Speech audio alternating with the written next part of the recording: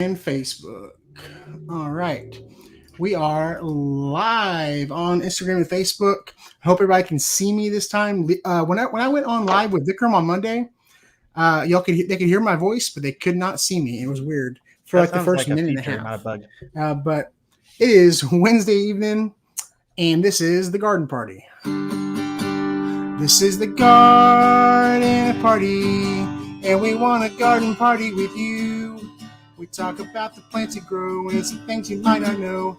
Garden party. What is that, Phil? What Phil, do go you ahead mean? and take it away, man.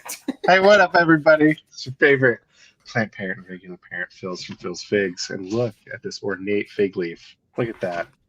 And I have a fig here. What am I doing? I tell you what I'm doing. It's fig season. Dude, that threw me for a loop. It caught me totally off guard. It reminded me of if people who are listening on like Spotify or whatever and not watching. You know that scene from Ricky Bobby where he's talking on the camera and he doesn't know what to do with his hands and Like, his hands coming up. Phil just like it had the I fig just leaves raised and the a fig fig coming leaf. up. It was floating. It was floating in the wrong direction. Dude, that caught me off guard. Yeah.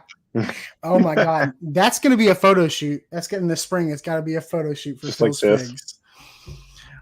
Well, I am Texas Garden Guy, and once again, we're coming to you on Wednesday evening, our normal time. We do these on Thursdays every once in a while, but only on special occasions. And tonight we have a returning guest. I don't know what your title is, but owner and operator of Smith's Garden Town, Michael Fiore. Everybody say welcome, Michael. Welcome, Michael. Thanks, everybody. There's like no live audience. Go ahead and introduce yourself, Michael. Yeah, I'm El Presidente of Smith's Garden Town up in Wichita Falls, Texas. We are a fourth generation retail garden center and grow operation. So we're on 26 acres. We have 4 acres of greenhouse space. We grow about 600,000 plants every year. 600,000. Yeah, These stats are intense, man. I've worked with you on this podcast many times, and I haven't heard the specific stats. And you lay them out with 26 acres and the 4 acres. I'm like, oh my gosh, well done, sir. Insane. Yeah, it's a lot to keep up with. So it's fun though. And not only that, you put out a video every single day. Like you put out a reel on TikTok, Instagram, Facebook, every single day. Yeah, we do. That's Felicia's doing. We actually missed a day yesterday though, because for like the first time in years, but it was because Felicia's mother-in-law passed away, and so she's been having some family stuff going on, and so that was a sad deal, and yeah, we was. Well, all our best to Felicia and her family. Absolutely. We've definitely she's an awesome human. She is super wonderful. fun to have on the podcast as well. And now I think she's ready to come back to the podcast whenever you're ready. But yeah, I need to get her back on. Let's do it. But now I'm seeing. Well, I already knew how valuable she was, but if you go to my, if you want to see something funny, I made a TikTok today without her help, and so it's just terrible. But I posted it anyway. So if you want to check out what I posted today, it's on there. That's funny. Yeah, I have kind of learned the value of banking videos on the weekends when I'm off, because this past weekend it has rained every single day. Well, so see, in the past month, the whole month of September, it has rained almost every single day except for 2 days. I had Saturday and Sunday where it didn't rain, beautiful weather.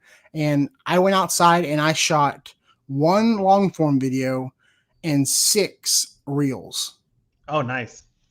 6 reels, and it just goes every ABC, always be content. And we can do stuff indoors. It's just not as good as being outside with natural light, being able to do stuff with the plants. It is cool to do some videos. Fun. No, it's not as much fun getting all nasty. I mean, I get nasty no matter what I'm doing, but in the mud and the rain, it kind of stinks. So I need a couple of Yeah. greenhouses like Michael's got to play around in. Yeah, for sure. Rain doesn't stop us. We just keep on going. It Right. stops the customers from coming in most of the time, but Yeah. we got lots of covered space to work under. Speaking of your day job, I was going to ask you, have you considered quitting your day job and going full time into content creation? I'm sure you have, but Me? how close are you on that? Me? Oh my God. Who are you referring to? Me or Phil? To you, Destin.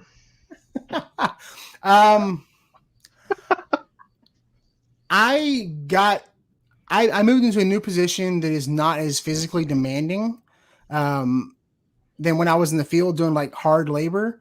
Mm-hmm. I have a very understanding, cooperative boss who is actually a huge fan of the channel. Shout out to Rodney. And so I am able to do everything I need to do while having a medical insurance and a 401k and everything. And I also live, if I didn't live 5 minutes from my work, then it might be an issue. But like I can literally come home and shoot content at lunchtime if I want to. So it just happened to work out the way it is. I'm sure at some point we'll get there, but I'm in no rush because I do like to be able to kind of show people that I am able to do, like they're able to do the stuff I'm doing and have a full-time job doing it. That's a good point. So, it's just the same question. Like when people ask me, you need more property, you need more land. I was like, well, yeah, I do. I definitely probably do, but it is cool that I'm able to do a ton of stuff in a small space and people can see what I'm doing and kind of use that as inspiration for their stuff too. So yeah, but it's relatable. The day will come. The day will come, Michael. I just don't know when that is. I do love Destin's relationship with his dad, where his plants get so big, he's like, I have to send it out to pasture, and he takes it out to his dad's space. Oh, and it's like, go free, young tree. Well, it was so funny because I had a company sent me a power planter. They sent me an auger, and it's a Dude, that thing's sick. Dude, it's 9 inches wide and 28 inches deep.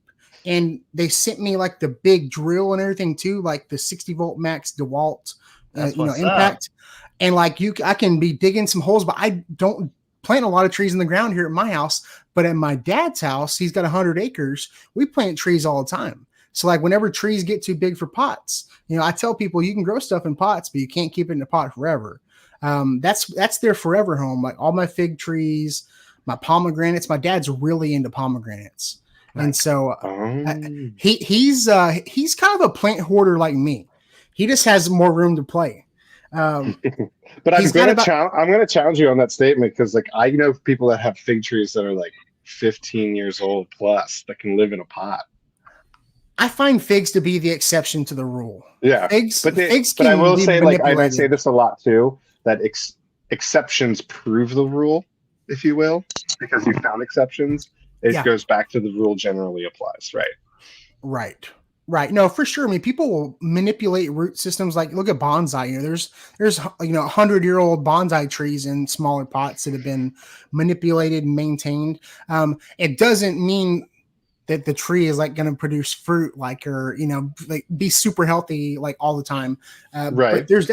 But like for like an oak tree or a persimmon tree. You can't keep those in a pot forever, especially native stuff. I found, and especially persimmons. Look, it's huge. The native ones here, the North American persimmon. But like, what was I going to say? When you keep figs in a pot, the practice of pruning them is actually a form derived from bonsai. Like that whole practice is a bonsai type practice of pruning the root ball, of pruning in a way that it grows in a more dwarf fashion, and to mature quickly in that fashion as well. Yeah, Michael, you're into bonsai too, right? I am. I have been for like 2 years, so I would still consider myself a beginner in that regard. But I'm really enjoying it. I actually taught a class a few weeks ago about it. So I found people that had no experience in bonsai and taught them a class because, of course, I'm not a master or anything, but I know enough to teach really newbies with my beginner knowledge. And I've got quite a few trees that I'm starting to work on now My whole like back deck has a ton of trees on it that I'm training. Oh, cool. That's awesome. I've been told these smart pots, these fabric pots, Yeah. are really good for bonsai like training, because of the aeration for the roots. It builds strong roots really quick. So I've been thinking about putting some of my portulacaras in that, Yeah. and letting them build a really nice root system. If anybody, if you have an elephant bush or a portulacara, they call them dwarf jades. They're not jades. Yeah. They are super, like one of the easiest things in the world to propagate. So They're like one of if my you have, favorites. they're so easy to do. They make really cool hanging baskets. I didn't know they bloomed. Yep. It is really rare to see it, but they bloom. It's so cool looking. But those are probably like the best beginner bonsai plants ever. And if you have one plant, you have them forever. And That's I've what got I gave to my class. I gave them a beginner bonsai, and so I brought a bunch of those in, and that was what they started with because I'm like, it doesn't get any easier than this. right, and it's very forgiving plant. Yeah, That's awesome. no, for sure. Yeah, but there are a lot of things you can keep in pots, like Phil was saying, for a long time, especially in like Asia. They grow like fruit trees and they keep them in containers for like a long time. And you can get, some citruses and stuff like that to be in containers for a long time, but definitely the gradual up potting is the way to go if you want to, have a long sustainable container life of that plant. Like, don't go from a small to a giant container right off the bat. Just go from gradually up pot is what I like to do. Same. Yep. So this time of year, like what are y'all selling the most right now at the nursery, Michael? Like, is the mum season, or what is it? Mum season has kicked off for sure. Our mums, like you might go to another store right now and find mums in full bloom. Our mums are not blooming yet. So we grow ours to where they're going to be blooming for the fall holiday season. So we don't want them blooming quite in early September, like some of the ones that are grown under black cloth or grown out of state, and they bring them in because people will buy them in bloom, but mums only bloom for like 3 weeks where they're looking really good. So if you're buying them in bloom right now, then come Halloween, they're not going to be blooming anymore, and even worse for like Thanksgiving. So, sorry, the sun's like starting to come in on the side. It's okay. I have to lean back. So yeah, mum season is starting. Ours are still a couple of weeks away from blooming. We have a bunch of different varieties, so they'll start blooming kind of late September, and then we'll have other varieties that'll be blooming for late October, and others that'll be blooming for late November. So we grow about 30 different varieties of mums and all the different colors. And then the other thing that right now it's just we're really busy preparing to be busy because fall season comes, and that's when we pick up. It's not as busy as springtime, but fall is a great season for us because we're going to be selling a ton of trees and shrubs. It's the perfect time to plant trees and shrubs. A lot of perennials, it's best to plant them in the fall. And then, of course, we'll be doing a bunch of different annuals like cabbage and kale, our fall vegetables, and then pansies. Really, we sell like 100,000 pansies in the fall. So that's our predominant winter crop for color. So that'll be the one that people plant because they can plant them. Pansies are like, as far as annuals go, you get the most bang for your buck out of pansies, at least here in zone 7, 8, and probably zone 9 and 10 too, I would imagine, because you can plant them in like October and then they're going to go all the way up until it starts getting hot in May. And so not only are pansies typically a lower price point than some of the other flowers, but because you can get them in 6-packs or 4-inch or whatever, but they're going to last for like 6-7 months, which is a long time for an annual. Yeah, That's I like fantastic. I like the violas. Like the violas are the dwarf pansies. Those are like, what I like to do is I did it this last year where you can buy all the different color assortments and then make some hanging baskets out of them. Those violas look so cool in hanging baskets. I love that. I was going to say, oh, go ahead. There's a cascading variety of both pansies and violas that work great in hanging baskets because they'll actually trail. Yeah, we got some cascading vincas this year, and they are amazing. Our Love whole those. our whole flower bed is angelonias and vincas right now, Mhm. and it's just been blooming since like March, like late March to now. But it's just filled out. And those cascading vincas, I have to be careful when I'm weed eating because I don't want to hit them, But I know vincas will drop seeds. Will pansies drop seeds and it's like that and come back in the fall? Because we have some vincas coming up. They do, but it's not as prolific as some of the others. But you will get them from time to time that'll pop up the following year. But a lot of the newer varieties are more sterile, so it's not as common now. Oh, they do it on purpose, or is it just hybridization? When they hybridize them, yeah. Oh yeah, they're not an official species, so they're not fertile. Mm-hmm. That makes a lot of sense. Another plant that is usually super real popular this time of year is the croton, and I haven't been noticing it until for the last couple of years. I've been noticing them, and I didn't realize how many different varieties there are of them. And and I thought that they would only last during the fall, but I've got some in pots from last year that are doing amazing. The crotons, they're just doing they grow pretty full and bushy, and there's just a bunch of different varieties of them now. Oh yeah, down in Florida they use them as a landscape plant, so you'll see them as in flower beds or as a hedge. Of course, up here since they're tropical, they freeze.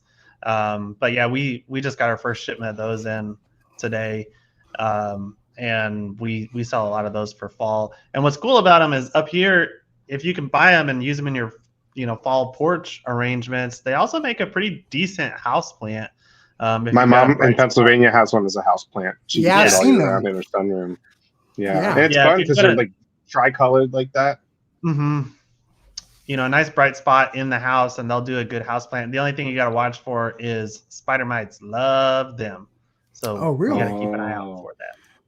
Oh, speaking of that, What do you do in your greenhouse space for the spider mites? The only thing you really can do is get on a tight spray regimen, unless if you start early, there are some beneficial insects that are pretty good against them. So for our mums, we use beneficials because we used to fight spider mites really bad on our mums. So the two main species that we use for them, which are hard to get as a homeowner, but Neoselius californicus is a good predatory mite, and then Ambly something. I can't remember, but there's two of the ones that I have to look it up that we put out that will, if you can put them out early before there's a bad spider mite infestation, they'll knock them out. If you have a bad spider mite infestation or you're going traditional routes, then you have to use chemicals and you have to be really consistent and get good spray coverage. So there's a bunch of different ones out there, but they're tough. I could not figure out what I had. I thought I had whiteflies. That's kind of the problem. If you're not, I'm not used to dealing with some of these insects, some of these pests. So I thought they were whiteflies at first. They're not. I thought they were woolly aphids, and they're not. And come to find out, they're freaking mealybugs. They're mealybugs. In my backyard, it was looking like it was snowing, and they had killed two of my hibiscuses. They destroyed my the tomatoes I had left. They just sucked the life out of everything. But like, if you go watch my blueberry video, if you pay attention, you'll see the mealybugs flying around, and it looks like it's freaking snowing outside. And they fly all day. They fly all day long, and then they go chill at night. So you got to get them late in the evening or early in the morning. The only thing I found that worked was a chemical that I'm not going to name here, but it's cut down. It didn't get rid of all of them altogether, but the mouth-on helped a little bit. You did say it. Yeah. Oh, I did say it, didn't I? Yeah. I'm not. I'm not. I never claimed to be an organic gardener.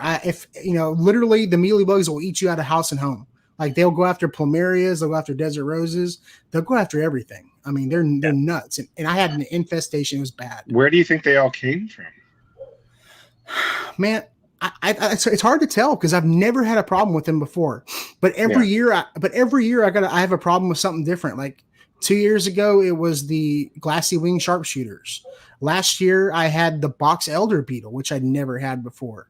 I think certain, like they say, like with the locusts and stuff like that they only hatch like once every 7 years, once every 14 years. Some springs there you just get a flock of mealybugs. I've never had them before. It's just crazy. You can't predict it. Right. You just have to prepare. But the best thing you can do is identify them properly. It's hard to identify stuff when it's this tiny. I mean, they're so small. And they're like little white fluffy things, because that's why you thought it was the aphids, right? Yeah, I thought it was the woolly aphids because I've seen a picture of the woolly aphids. Like they look very similar, but when it's that tiny, it's really hard to tell. And I tried everything organic. I was hitting them with neem oil. I was hitting them with, I tried spinosad. I did hit him with pyrethrin and it did nothing. And I tried Pure Crop One. I tried that, which is another kind of oil, but nothing was working, man. I saw a video. It was Jay White, Texas Gardener Magazine. He showed one of his hibiscus. It was his vincas or something, or it was his portulacas. And he showed that they were all on there. And I was like, that's exactly what mine are doing. And he was treating them with isopropyl alcohol on a Q-tip. And I was like, I got too many to be going around with a Q-tip and isopropyl alcohol or whatever. I was like, so I'm going to have to hit him hard with something else. And I got him down. I got him down quite a bit, but it was bad. Yeah, you're going to have to really watch that because they, once you've had them, they will overwinter in the soil, and they potentially could be an issue for years to come. I would actually recommend once things are going dormant and when you're going into your greenhouse, go hard with some systemic insecticide as you're putting stuff away and actually get it down into the soil because the systemic insecticide, it will work itself out of. I did try that. I tried that too, but it's got to be preemptive, right? I didn't hear what you said. Oh, so no, I did try the systemic spray and it didn't do anything, but you got to be preemptive with that, you said? Yeah, I would do a granule or a drench that goes onto the soil. And then you have to go like extra heavy dose on it and potentially 2 different chemicals because they can be really tenacious.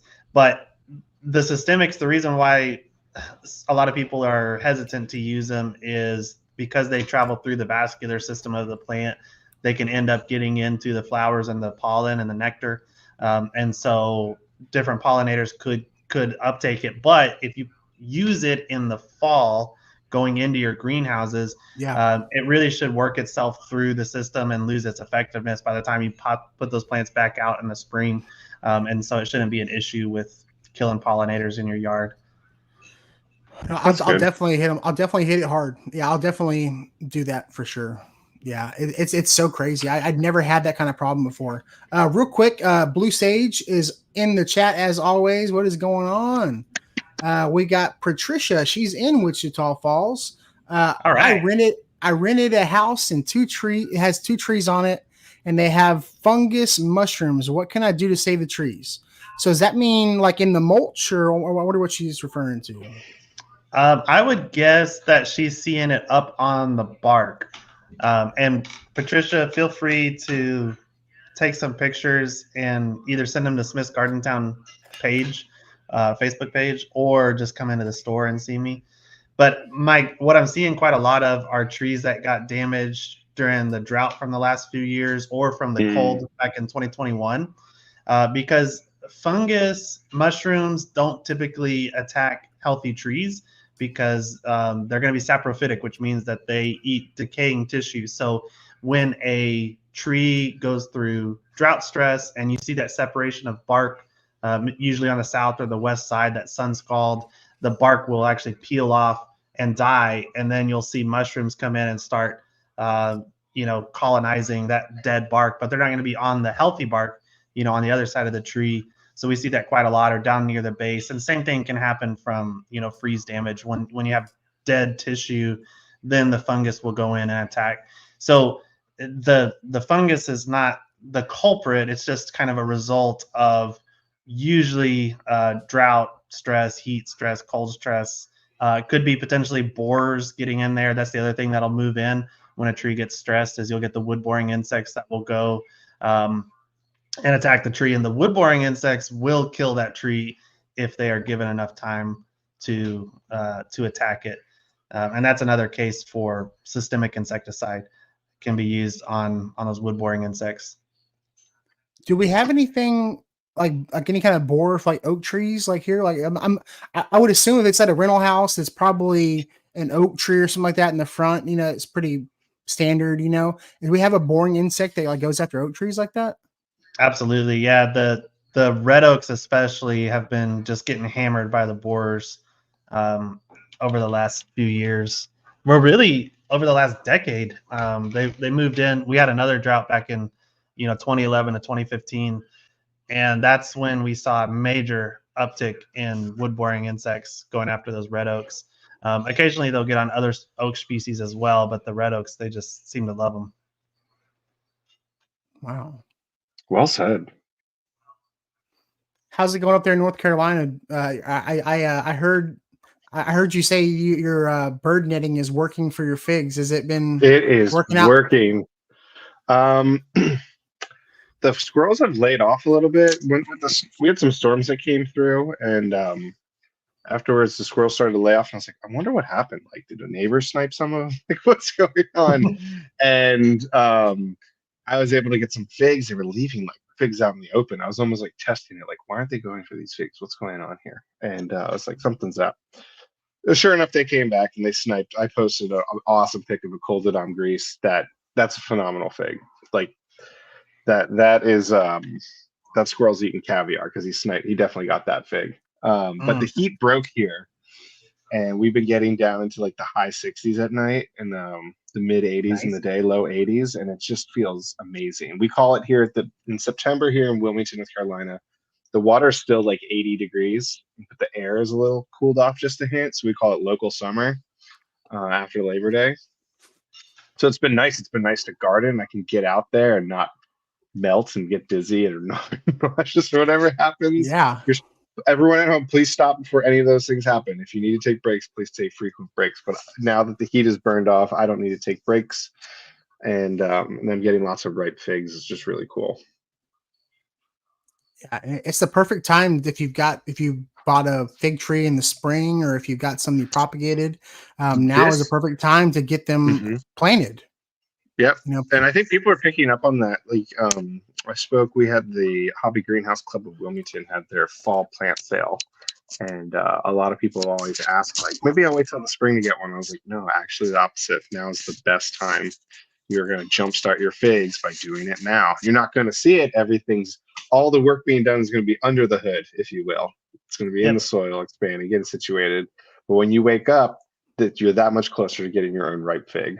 So any fruit tree for that matter, getting acclimated. And then usually what I tell people is I tell people for fig trees, they like their roots near the surface. So match that soil line with the root ball, but dig the hole twice as wide, add some amendments, so some compost, and mix it in with the native soil. And you want to get adjusted to that.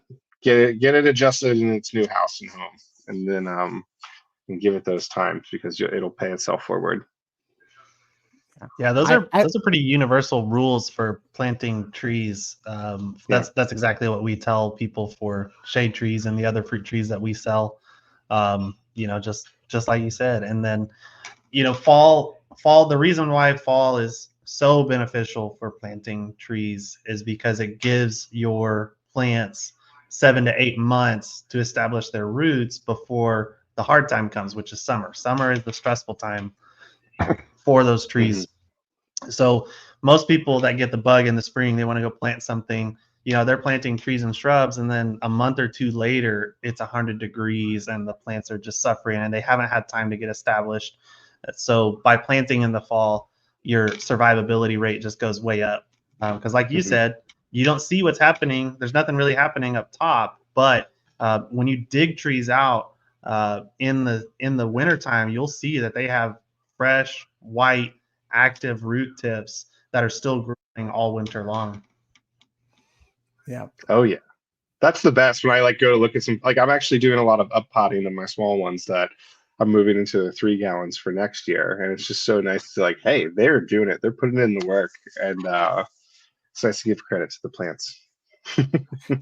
Do you, and I always tell people the fall not only is a better time because of the weather, but it's also time. It's a really good time because most nurseries don't want to save room overwintering trees all winter long. So you can probably get them cheaper in the fall. It seems like going into winter than you can like in the early spring where everybody's got like their pick, and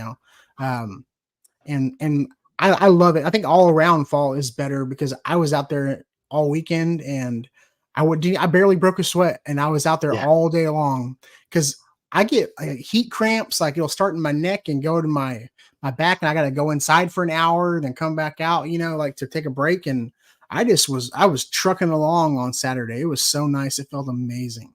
I love the fall. It's so nice. It is so nice. great. I love fall because, well, 3 things. So one, the weather cools off, right? The weather gets really nice, which is similar to spring weather, except in the spring, I'm so busy that I cannot enjoy the weather. Yeah. And so it's just so nice to have. We get busy in the fall, but it's not nuts like it is during the spring. And then of course, football season started. Yeah. I'm a college football fan. I don't really watch too much NFL, but some people like that. But I enjoy the college football scene, so that's always fun. No, And then absolutely. hunting season.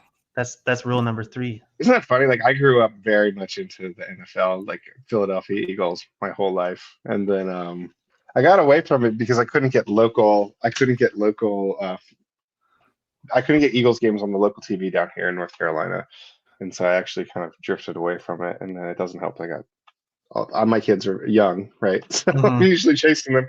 My 6 to 8 o'clock is very much like bed, bath, brush teeth, and then Wednesday's podcast. Yeah, right. Well, I'm a diehard Cowboys fan, Astros fan, but I just don't have the time to sit and watch an entire baseball games are every night of the week, like 5 nights of the week, and then football is like 4 nights out of the week now. With like Monday, they play Saturday games, they play Thursday night games. So if I want to watch it, I'll just watch it in 10 minutes on YouTube for free the next day. I mean, my morning usually consists of me getting to work 15 minutes early.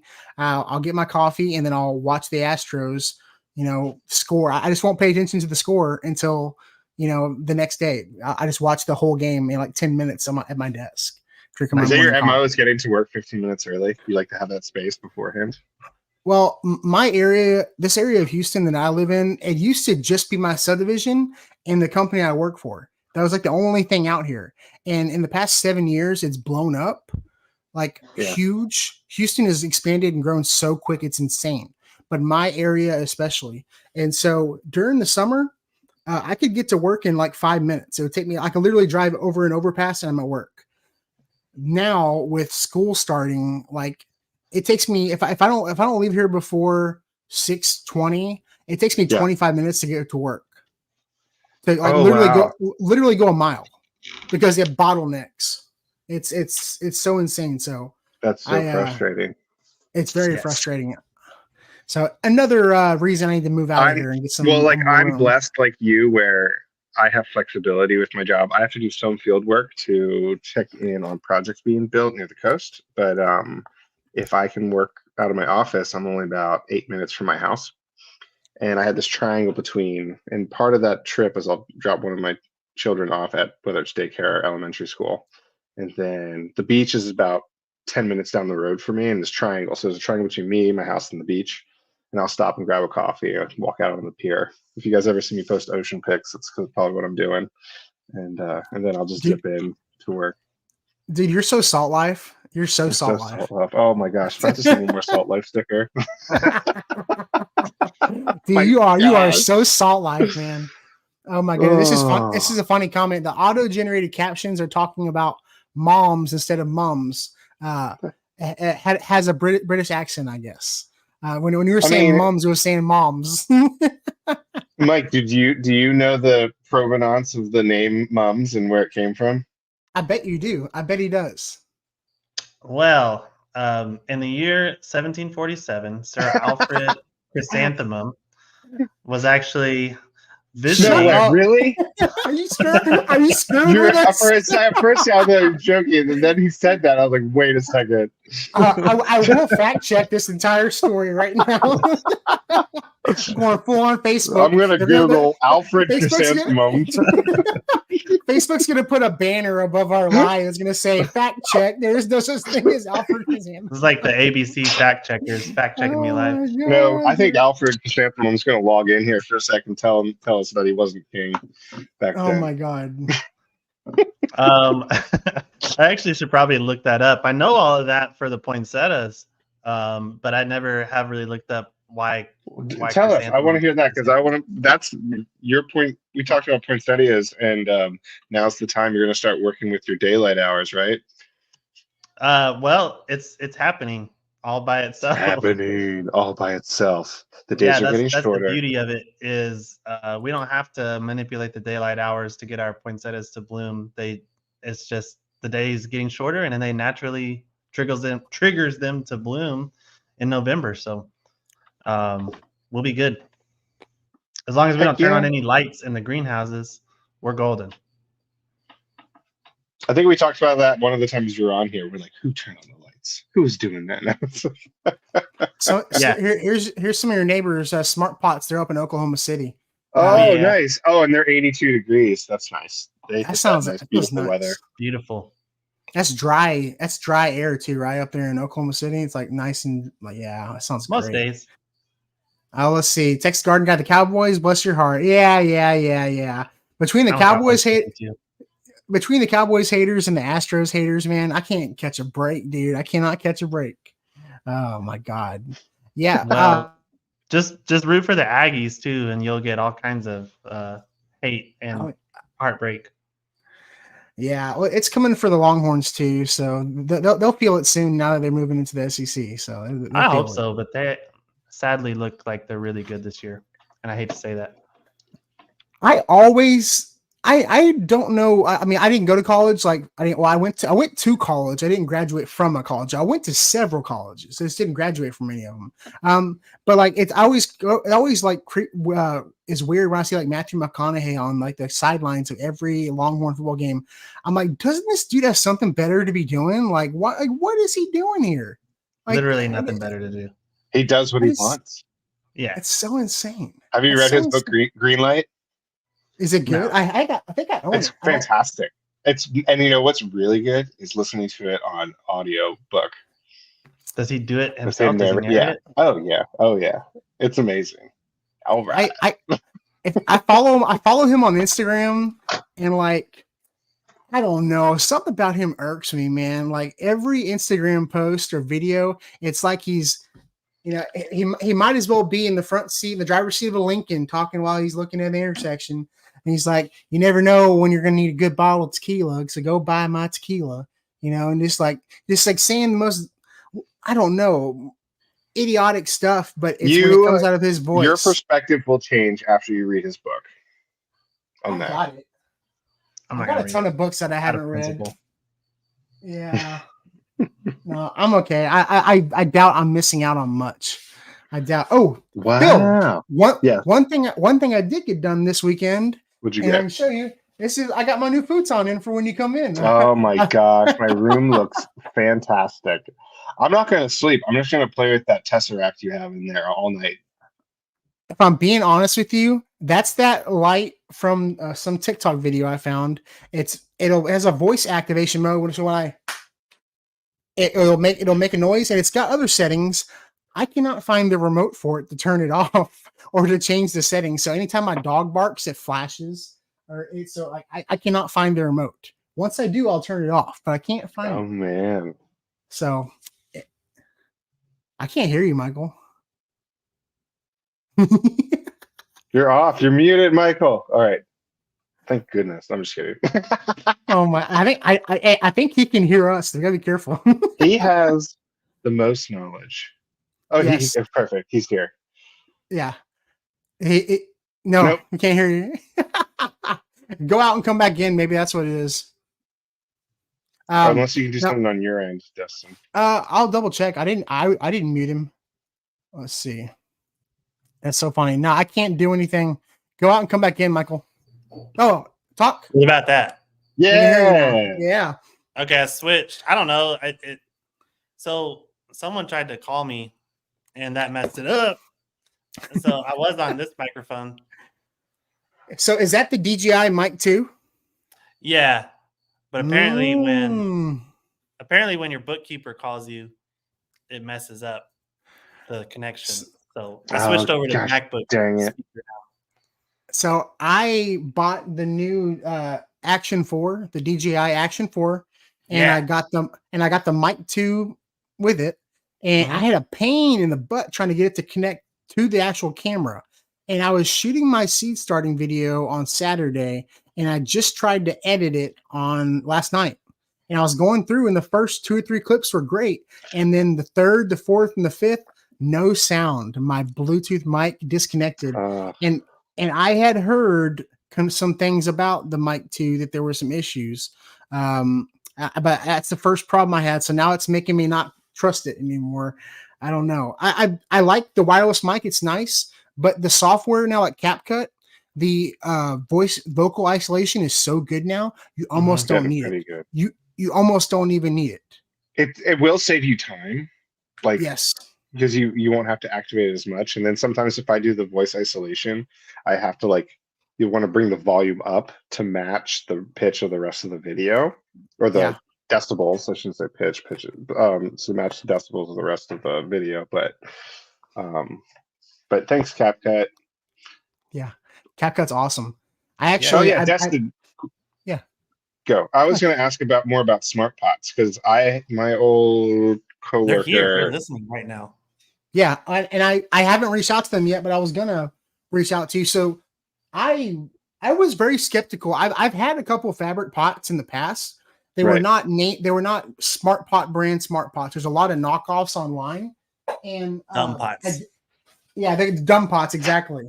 But when we went to nursery, they had reached out to me and wanted to do some stuff with me, and I actually met them at the Nursery and Landscape Expo, and we went up to their booth. And like, oh my God, you're Texas Garden Guy. And I was like, yeah, what's going on, guys? And they go, hey, before you leave, this whole display is yours. And I was like, what do you mean? They go, every bag in here is for you. And I was like, wow. Oh, yes. I was like, yes, this is awesome. But I like that for one. Catherine, yes. enjoy the figs of grease. All right. So for How are one, you guys seeing the chat? I'm not seeing it. Hit the comments. Yeah, on the right hand side, because we're on a new software now. We're using StreamYards, and you can actually see the comments on Facebook and Instagram at the same time. The files are in the computer. They're in the computer. They're in the computer. Hold on, I've got to wipe my server. Yeah. But so these are the knockoffs are all made in China. These are made in the USA. The company is like a veteran-owned company, which I also like. And I was very skeptical until I saw a video. And the video was, it was a picture on their Instagram, and it was a Hinoki cypress that had been a Hinoki cypress bonsai that had been like one of these 25-gallon pots for like 25 years. No way. And it was still held together. And I was like, okay, if it's going to hold in a cypress, a Hinoki cypress, that's saying something. So I was like, let's do some stuff together. And I'm having really good success so far.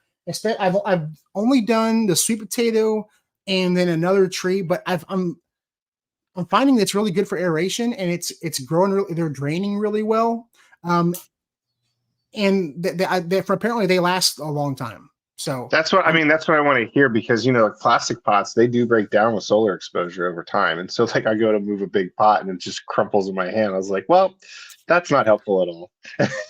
Yeah. And my mother, she's like, I have X amount of space. So if I have to move my pots around, or if I'm repotting and I only have, so what I do is I work with landscape companies, and they're like, hey, we have all these extra pots. And I was like, that's what I do usually. Yeah. And, but it's borrowed time, because a lot of those pots are pretty dilapidated. But I take advantage of it because I'm limited. But I have mother trees that I don't put in the ground that I have to like root prune and then repot every year. And I want them to be nice big trees that I can harvest cuttings from for further propagation. So I hear really good things about like fabric pots. Did I lose you guys? No, Or no, you're okay. good. I heard really good things about fabric pots about like root bound versus not root bound, the way the aeration flows through a pot that's fabric. Is that Mhm. true? I don't know if that's true or not. I just heard Well, about it. I know it root trims. Like, so if a root like penetrates like if it makes it out, the air prunes it, and then it shoots back out smaller roots, right? It's the like air pruning in it, essentially, right? That's the concept, I think. Oh, so that naturally deters it from wanting to go out.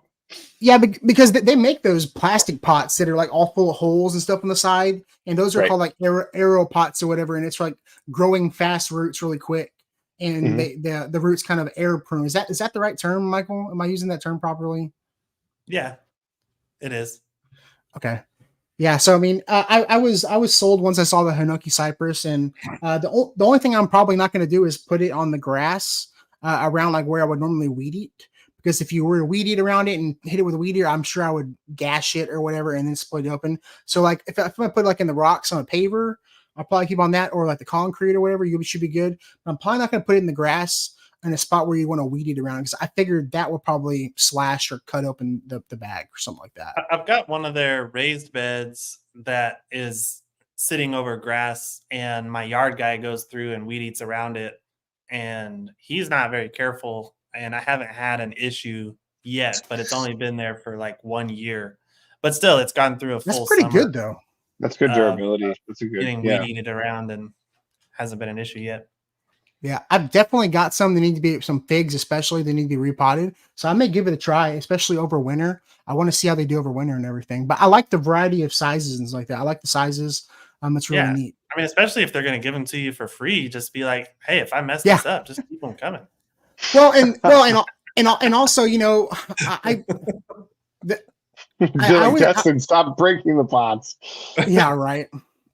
Well, I'm always pretty honest about the stuff I'm using. Like if a company sends me something, I always put like, hey, this is a paid partnership. They sent me this. I'm trying it out. You know, I think it's our duty as like content creators, and you know, I don't consider myself an educator. Here we go. I do teach a little bit like in my videos, so I feel like we need to be as you know honest as possible with our product reviews and stuff like that. And I'm pretty honest about my stuff, and especially if people send me stuff, I'm honest about hey, Vigo sent me. The only reason I have all these Vigo beds is because Vigo sent me a bunch of Vigo beds. That's all. I mean, I couldn't afford them if it was, I couldn't afford all these beds if they didn't send me a ton of beds. So I think it's our duty as content creators to be as honest as possible. But I probably will do something like that, because I am tired of using those black pots, because they are dry rotting and cracking so often over a long period of time. So. And they're becoming more expensive. And Michael will tell you right now, black plastic pots, if a smart fabric pot is $20, for like a 25-gallon pot, that's not that much more expensive for like a 25-gallon, black pot. I mean, a black nursery pot might be like maybe $10, sometimes, like depending on the type, the variety. Those big ones now are getting very expensive. Yeah.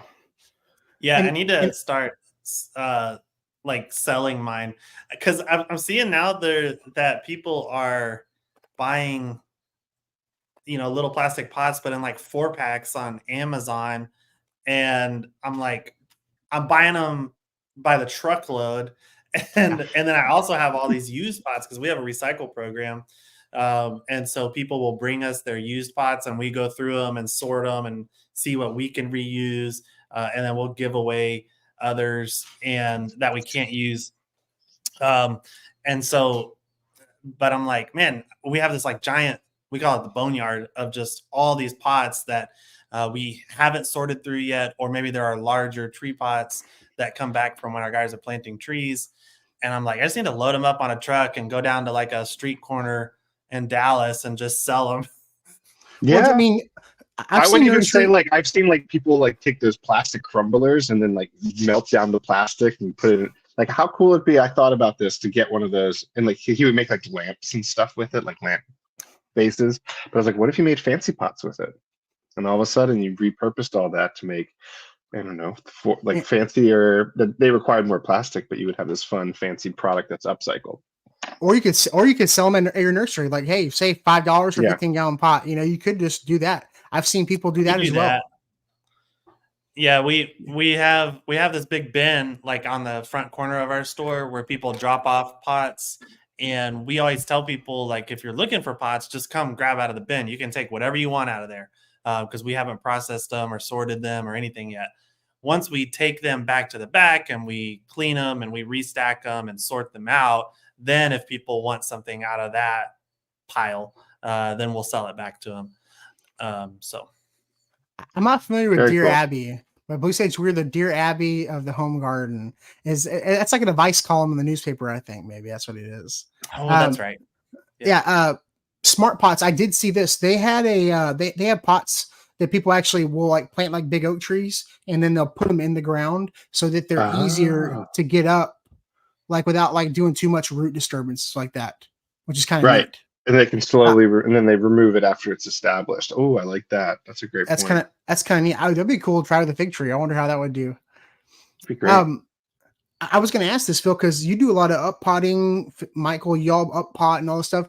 What is y'all's process? We'll start with Phil. Like, what is your process of like? Do you sterilize and clean all your pots and like all your stuff like after you, or does it? Or you like me? It just goes to your boneyard and like. I know some people scrub their pots like with soap, Blue Dawn soap and stuff like that. That is a numbers game, right? So like, and it's a time game. So like, how much time do I have to dedicate to that? And how much time do I have that I need to do that would save me errors down the road that would cost me a lot of figs and time? And the most important one are like the babies. So my fig cuttings and like those pots, because if I don't clean those, they are so young and weak and susceptible with lower temperatures to diseases that I'm not hedging myself appropriately if I weren't to clean those. But if I'm pinched for time and I can't wait for the perfect day to pump out 200, 300 cuttings, I have to do it when it's available. But if I can get like my big bins and do some sort of dilution with like a bleach dilution or something, just to sterilize it, and that sets me up for success. And when I buy fresh coconut coir, like that's fairly sterile too, and then same with the perlite, because it's an inert material, but that's a great hedging tool. If I'm using like that potting mix that's been sitting out there in one of those bins for who knows how long, like I try to do this. I don't know if you guys saw my videos this spring. I tried to like destroy my cuttings. Like I left them in bags at room temperature in the garage in April, and I just shoved them in the things, and I still had like a 50 to 60% success rate. So I'm appreciative of those figs, but hedging myself in the wintertime when my conditions aren't as ideal, I definitely want to clean the rooting material, the rooting pots. What about you, Michael? Do y'all have like a process or anything like that? Yeah, and like most larger scale nurseries, the majority of what we use is new material. Yeah. So one, we would never get enough recycled pots to cover the amount of plants that we grow. I mean, people just aren't going to bring us 600,000 pots that are the appropriate size for us to use in a year. And then two, the whole process of sterilizing is quite challenging and time consuming. So we've done it for sure, and we do it. But the majority of what we grow is going to be brand new plastic. And then for the pots that we do recycle and reuse, we will either first you knock out all the loose dust, and then they're going to go to a dunk. So we'll just take a big, water trough and we usually use something like Green Shield or some type of algicide sterilizing. Bleach can work too. And then we'll just dunk them in. Or we have, this year, we've been using our watering tunnel. So we've got like a little conveyor belt that we send our plants through to water them after they're planted. It's a watering tunnel. And we rigged up a way to pump that cleaning solution through the watering tunnel. So we'll send those pots through there and clean them that way. Yeah. Nice.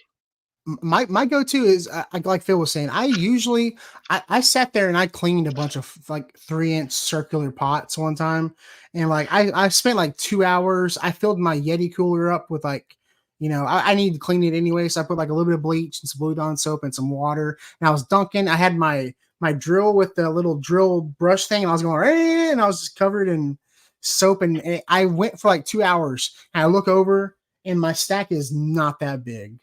And I was like, this is kind of a bummer, so I kind of stopped on those. I don't reuse I will sometimes, like Jorge will hook me up with the trays and the little 4-inch square pots, like from his when he does installations and stuff. And so I'll use those sometimes. I usually only use those one time and then I recycle them because after that they start to rip and tear. They're so thin. But on my Charles Dowding trays, my seed starting trays, my propagation trays, like you have, Phil, I will actually, I rinse those out because they're like, you can drive a tractor over them. You're not going to destroy them. I will rinse those out really good. And then I put them in the dishwasher. I put them in the dishwasher through the full cycle with just the dishwashing detergent thing, pack it in there, and they come out and they're so clean. Like I said, I make sure I get all the heavy material, the soil and everything. I just want like a sterile tray. And I run them through the dishwasher and they come out so clean and they're so high quality. They nothing happens to them. They don't melt. I was very impressed with those when we were with fig cuttings. Like, because they're deep pots. Like, if they could even get them a little deeper, like if I could get like an 8-inch, because right now they're like 5.5, and don't get me wrong, like I was doing really good stuff with those, but I get them like 8 inches, and then I would plop them right into my I use Stew and Sons for the tree pots. The tree cones. Not the cones, not those big ones. I think Fig Hunter uses the tree cones, but I use like the 9x4.5s or whatever they are. And if I can go, because I almost want to work with those when I'm shipping figs, because I think it'll be easier with those dimensions versus a 1-gallon pot, just for straight up packing purposes. And when I went onto like Alibaba to look at different boxes, I was like, maybe I should be using those ones. The tree cones, if you buy them in bulk, they're not that expensive. The tree cones are like 25 cents a piece. Like if you buy like 1,000 of them, they're not as expensive, and you can put them in like those totes like you have. If you buy in bulk if you go to like Greenhouse Megastore, that's where I bought a bunch of my nursery pots. You can get them surprisingly cheap if you buy enough of them, man. It's just like bamboo stakes. I was buying 4-foot bamboo. Oh, that was stakes. a deal you found, dude. I was buying them from Amazon. I found a deal. Yeah, dude, you can get like 250 4-foot stakes for like $80, or was it 150? Was it 150? I forget what it was. It was like 250 4-foot stake. Like bamboo stakes are expensive sometimes. Well, like I was to the point. Yeah, if you go to Lowe's or big box store, if you go to big box stores, the bamboo is expensive. I was like, I'm just gonna grow this myself. Like, move out of the way. Yeah, that stuff's so cheap. It's crazy. Yeah. So I'm selling them for like 25 cents per thing, and I'm still making like a lot of money off of it. Yeah, but you're buying crazy bulk, I'm sure, like thousands at a time. Yeah. And you could feed a panda bear. Yeah. Well, and some people think you can grow your own bamboo, but not all bamboo is suitable for structure like that.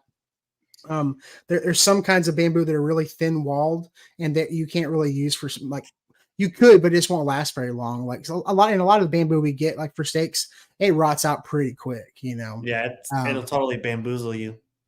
Oh my gosh, love it, dude. Hey, I'm working on a soundboard so that I can go like hit like the I'm working on that. That just makes me think of Parks and Recreation with their radio station guys. Yes. I'm actually very interested in bamboo growing. I've seen some YouTube channels and ways that they can maintain it, and like how to like if it gets out of control. That's my thing. I was like, how do I manage it? There's ways to do it, and the way this guy does it, he grows like 50 different varieties. It's somewhere in Tennessee. He's called like the Bamboo Doctor or whatever. He's big on. If you look up like how to grow bamboo on YouTube, he's the first guy that pops up. But what he does, his method is he grows it around like cattle, and he'll do like a fenced off area. And it's kind of like when I grow cannas. You know, I grow my cannas like a little raised bed, a little 4x4, and anything that pops up, you know, from the rhizome or whatever, I mow and weed eat over. And that's what he does with his cattle, because whenever there are fresh shoots coming out of the ground, they're really easy for like the cattle and stuff to eat, to chew on. And so he says after a while, they don't do it as much, but you have, you know, animals maintaining it. It's really interesting. He also said some varieties have a terminal height. They have a terminal growth. They'll grow to a certain height, and then they start producing the foliage. Like they'll grow up, and then they'll start putting foliage. And he was saying you got to let them grow all the way and use all that energy. And then when you first see the first sign of foliage, you cut it down. And he said after a couple of years of doing that, it'll kill it completely because it burns all of its energy. Because they have some insane grow rates, like a foot a day type growth rate. Yeah. It's insane. Do y'all sell bamboo up at Smith's? We would not want to inflict that upon somebody. My grandmother had it in the back of her yard. She had a big bamboo thicket that I made a little maze out of. It was pretty cool. The only one that really survives winter here is the golden bamboo, which is the one that is extremely invasive. And so in a residential setting, it's very, very hard to control. There are, you know, besides those methods you were talking about, there are clumping varieties of bamboo, and they only get, you know, 8 feet wide or whatever it is, and then they stop.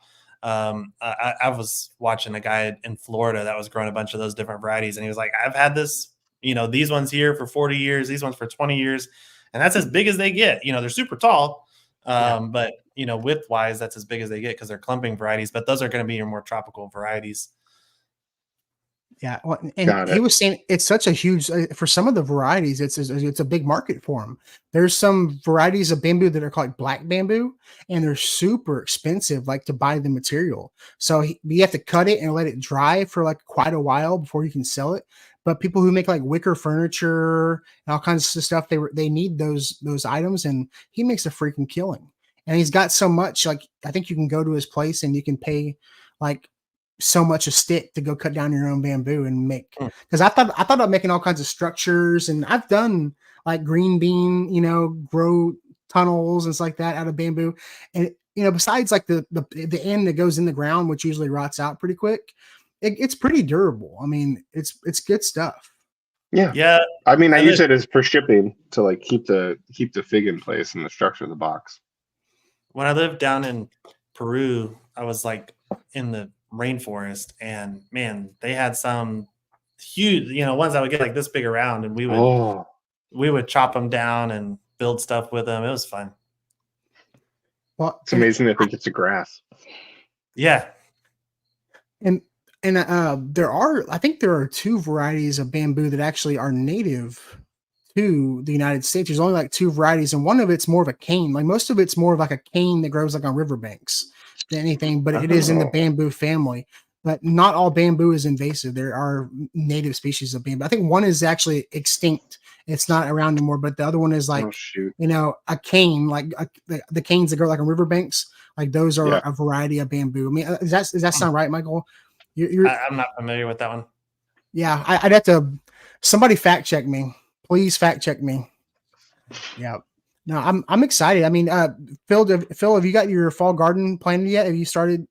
Are you just rolling from your summer, rolling in right in fall? Yeah, well, because I have my 2 stations, so I have like my 2 big long beds that look dismal. Like everything's holding on for dear life. Like the overwintered peppers they're still producing, and they just look like that soil I did not amend well or at all, and I just kind of rolled with it. But my other beds, like I have all my tomato plants are like 4 or 5 feet tall, and I got some brandywines. I got a ton. I wanted to make like a bunch of sauce tomatoes, so I have like 3 rows of Roma tomatoes, and they're just starting to put out some tomatoes, which is cool. And then and my kale bed has come back. And in fact, all my kale babies that it was too hot for, and just like got eaten alive. I just trimmed them all off, and then I and I pulled them up from where they were and I stuck them in the kale bed, and they're coming back. Like my blue dwarf kale is ready to go, and it's partially shaded over there. Like they get 1 to 2 hours of full sun, and that's it. And they're liking it. And then I have cucumbers that, like the seeds that fell off the old cucumber plant, they're taking off now. Yep. Which is really cool. You'll never get rid of them now. You got. I'm okay with that because I just harvested my first cucumber ever in my garden because the last ones got attacked by beetles way back in the day I did it. So I'm just rolling with it. And I'm seeing what organically happens from an easy space where I pulled my potatoes up. I put in a bunch of carrots. I didn't spread them well, so they're kind of clustered, but I'm not going to touch them too much. I just want to see what easy does for me, basically. Yeah. Michael, y'all are selling, tomatoes and squashes right now, right?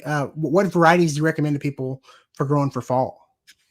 We're switching over to all our cool season stuff now that we're selling, because your tomatoes and peppers will be producing a lot right now, but you would have had to have planted them, a few months ago.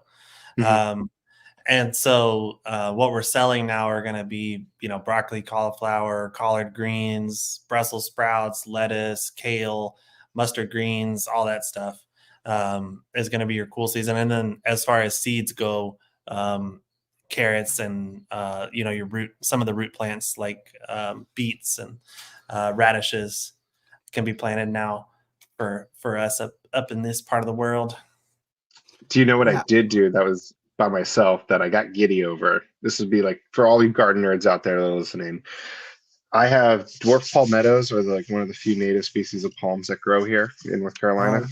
We hate those so much. I love them. And the sable miner and mine started putting out little seeds, and you wait till they turn black, and then they fall off and they like rattle. And I collected a whole cupful. I'm like, I'm gonna grow my own palms. It's gonna be amazing. So we'll see if I can get those seeds going. Because I grew up in the Northeast where we have 4 seasons, lots of snow in the winter. I always dreamed of being in palm tree country, and the way the events worked out, where I get to live in a place that has palm trees, I'm that nerdy guy that loves to see. I'm like palm tree, and remembering I live in a place that has palm trees, I still don't care, and so I have all these seeds. So you need to get hooked up with. I just started talking to this guy a couple of weeks ago that he calls himself the Sable King of Texas. What? And Sable King. Okay. Sable King, and he's like our age, I think. But he works in like IT, but his passion is sable palms. And so like this started several years ago. He went to Lowe's or something and bought palm trees. He went palm trees at his house in Dallas, Fort Worth. And of course they froze because they don't sell cold hardy palms. And so then he like made it his life's mission to collect genetics from all the cold hardy palms of North America. And he's reached out to several palm experts that are doing the same thing in the Carolinas. And they're going out into swamps and into the woods, and they're finding these palm genetics that have like stood the test of time. And then they're also collecting from homeowners in different parts. Like he told me that even though he lives in Dallas, Fort Worth, he's got a guy in Wichita Falls that has a cold hardy palm that came through February of 21, where it saw like negative 12 degrees and stuff. And it saw no way 12 days below freezing. And so they're collecting genetics off of that palm. And so he's like, he knows way more about it than I do, because he's got all these different sables and all these different other palms that are all cold hardy to zone 7, and some of them even to zone 6.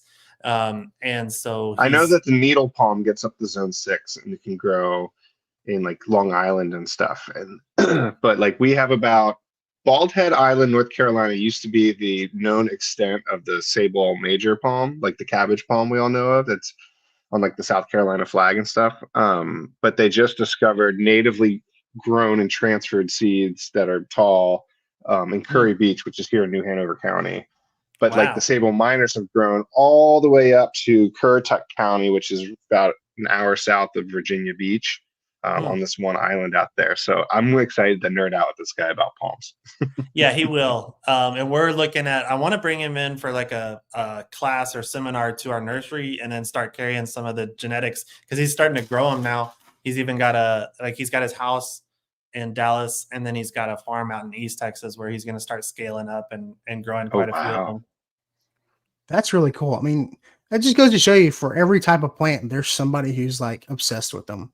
Like, plant nerddom knows no bounds. To me, palm trees are like the most boring thing ever because especially when you say palmetto, because down here in the Gulf Coast of like in the swamps here in Texas, people hate palmettos because you can't get rid of them. You can't freaking kill them down here. Like people burn them with diesel down here. They're like a delicacy up here. Dude, people hate them down here. Whenever you come down, like we'll go to my mom's house, they have some like 30-foot Mexican palms. Like Mexican palms are everywhere here in the Houston area. Yeah, like, the Mexican fan palm. Freaking everywhere, man. But like some of my favorite ones, I do like some palm trees. Like the ponytail palm is one of my favorites. I love the ponytail. And then what is the bottle? Is the bottle palm. That one is really cool. That's really cool. They're just not cold tolerant, like at all, like hard, like at all whatsoever. Yeah, no. And that's like people love, like when you're on these like border areas, like where it's getting tropical, like people want that tropical accent, and like palm trees kind of like are like the staple identifier for that. Yeah, I mean, besides like, because I actually had a guy at work who said that during the polar vortex he lost. Well, sorry. His plumbing went out in his pool, and so he had to have his entire pool, like yard, like a landscaping done. And so he's worried about the freeze and everything. And I keep telling these people, do the same thing with my stepdad. It's crazy to me that some people are just fine replacing their entire landscape every year after the polar vortex. When I tell them, I'm like, hey, instead of planting 100 hibiscus trees, and some of them might come back, but most of them probably won't after like if we have a polar vortex. In the ground. So why not focus more on like, native, which we have some native tropical stuff like Turk's cap and Esperanza and stuff like that. And Texas sage, I wouldn't say Texas sage is tropical, but it blooms a lot. It's a lot of blooms and stuff. But I try to convince people to do that. But if they want the tropical look, what is like the most cold hardy palm that's like readily available besides like, is the Mexican palm about the only one? Yeah, the windmill palm. Sable and windmill. There's a windmill, and then the pindo palm is like the long frond one. So like your jelly palm that you see, and it makes that fruit every year that's actually edible, and you can make jams and stuff out of it. I don't know. It's kind of got like it's got the long fronds versus like the palmetto fronds, and if you look it up, cool. The pindo palm is very cold hardy. And then the windmill was like, it's from like the highlands of China and like that kind of run into the Himalayas, and it has like a fuzzy trunk. It's got like hair around the trunk that is actually an insulating principle. So I have two at my house here that they go down to like, they've gone down to 15 and been fine. Yeah, I like the windmill. Yeah, I'll have to get Des. She went to vacation in Mexico and she did a TikTok video and she said, I'm going to identify as many different varieties of palm trees I can today. And she did like 12 different, clips of different palm trees. And I thought that was really cool. So I like, meeting different people who are into different things. And it's cool. Maybe we'll have to get him on the podcast, talk more about palms. That'd be really cool. Cause it's like a closet favorite thing of mine that I don't share. Cause I got all these other cool hobbies. You should bring him on the podcast. I think that I would love to have him on the podcast. That'd be sick. Is he got an Instagram and everything? Just cause like we can show people like where we can get away with palm trees, and that'd be awesome. Yeah, he'd love it. And also like most people think of like a palm tree as like decoration. It doesn't really serve much purpose. It's usually like what it was in my house. My dad's had these little tiny like little Mexican palm babies that were like this tall, and he brought them home and put them in front of our house, and they grew like 30-40 feet tall. They're still there.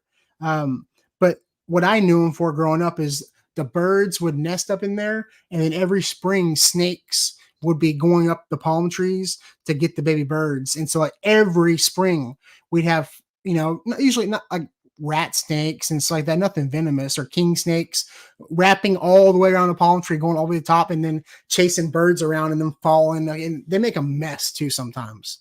I used to have my dad used to make me get on the roof and go climb and grab the palm fronds off.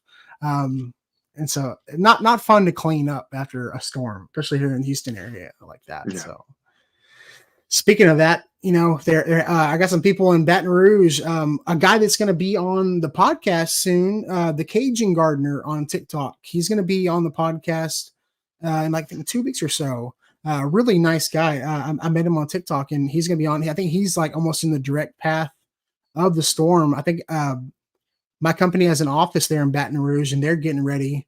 I think it became a class 2 right as it made landfall. So they're going through it right now. They'll be going through it probably till midnight when it finally starts going to Mississippi. And then tomorrow morning, I'm leaving here. I got to drive through Louisiana into the aftermath and see how that is to get to Alabama for the Great Fall Garden Festival. It's going to meet Cog Hill and Just Dig. I'm so excited, but I am concerned. I am concerned driving into that. So that's going to be interesting. I'm assuming Google Maps is pretty good at updating which routes are flooded or not. So we'll see about that. But yeah, so that's what I got going on this weekend. What do you got going on this weekend, Phil? Let everybody know where they can find you and what you got coming up, dude. I know you got some new merch might be coming out soon, huh? Oh yeah, I got some Phil's Figs hats that I'm really stoked on. Like they came out so good. But as for this week, I'm going to be eating and sharing lots of fig varieties. I'm trying to do this whole series called Know Your Figs, and I just kind of put that out there. You like it? And it's just like knowing like what figs are out there. And it helps me to produce that content and showing you when it's ripening. So like it's kind of real time, like know your fig. This is when it's happening. And I just post a quick blurb about it, and I get to enjoy eating it. You guys kind of get to watch that. But I have Fig Palooza in September 21st up here in North Carolina, where it's all things figs, and I'll be speaking. Nope, no slideshow. I'll be doing it just with a microphone, talking about diseases and. Who's all going to be there with you? A bunch of people that have been on the podcast and stuff like that, right? Yeah, Fig Brew's going to be there, and so I get to see Marianne and the team, and then I'll get to hang out with Josh, the plant techie, is going to be there too. He and I are going to bring some microphones and ask people why they love figs so much. What about Ross? What Ross? I don't know. Is Ross going to be there too? I don't know. Y'all are all like in the same area, so I just assumed y'all are all going to be in the same area. Like I didn't know that Ross is in Philadelphia and I'm in North Carolina, man. That's like it's basically the same thing. That's like from me. That's from like you to Wichita Falls. Like Michael probably. Yeah. I mean, it's about a 6-hour drive. About a 6-hour drive, I would say. But we're gonna make it up there. We need to get together and get some dates for maybe the spring, because we can get Phil down and we can get Vikram to drive over from Lubbock. Like that, I think that would be a really good time, maybe in the spring.